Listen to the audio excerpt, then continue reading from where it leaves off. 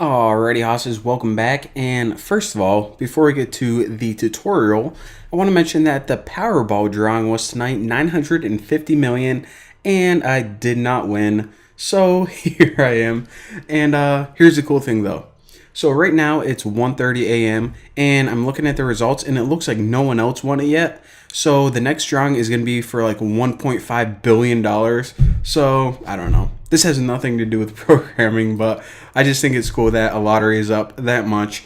Not that I encourage gambling, but go out and buy some tickets. All right.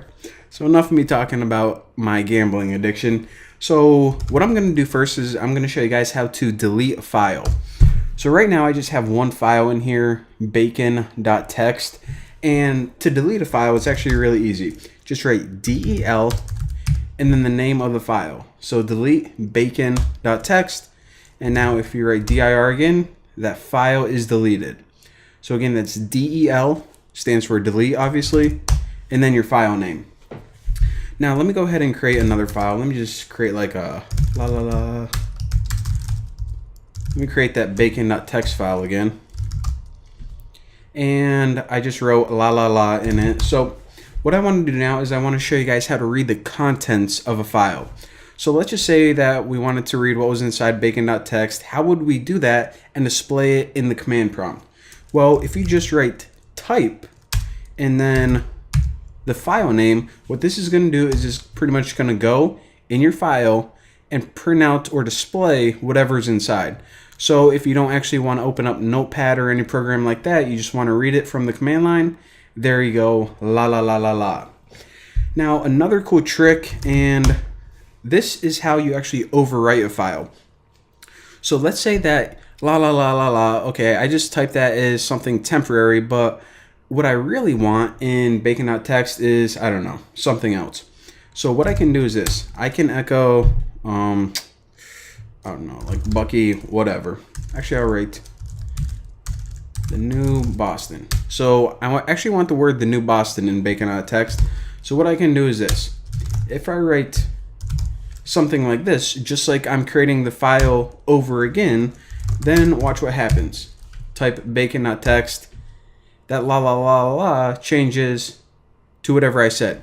So basically, the way that you create a file, we already learned before, just echo something to your file.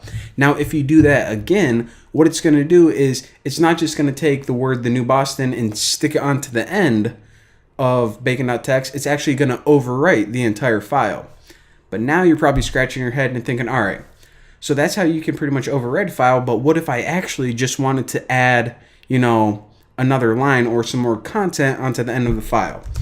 Well, let's say that we wanted to add the word, I don't know, tuna fish onto that file. What we can do is write echo tuna fish. And before, whenever we were just creating or overriding a file, we use the single greater than sign. Well, if you use a double greater than sign, instead of overriding it, it actually appends to it. So it means keep the current content in there, but just stick the word tuna fish on the end.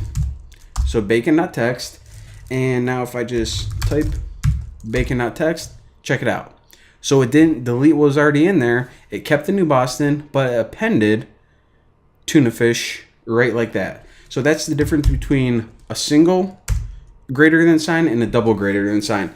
It's, a slight difference, but very important. Now, the last thing I want to show you guys is this. Here, let me just clear out of there. What you can actually do is you can actually take the output or results of these commands. So for example, let's say you wanted to run the command dir. You see all of this text right here, all the results, volume and drive C, yada yada, all of this. Well, what if we actually wanted to take this and save it to a text file? Well, we can open up Notepad and we can start typing it in. Or what we can do is this. So instead of like echo Bucky and then writing this to a file name, what you can actually do is type a command name like dir, and you can take this and output it to a file name just like you were echoing something. So let's do this, and what this is going to do is it's going to run the dir command, and it's going to get the results of this, which was that huge chunk of text that you just saw, and it's going to save that in porky.txt. So let's just go ahead and type porky.txt and check it out. Pretty sweet. And if we look at this in, let's just open this with, I don't know, Notepad++. Actually, yeah, let's go ahead and do that. Then check it out and get rid of this other stuff. All right, so check it out. So pretty cool. That, ladies and gentlemen, is how you can delete a file, and also how you can create a new file, aka override one, append one, and how you can take the results of any command and save it to a file. So pretty handy. We're getting pretty, experience with the command line. But now I'm going to go check on Powerball again and make sure for certain no one won my $1.5 billion. So yeah, thanks for watching. I will see you guys next time.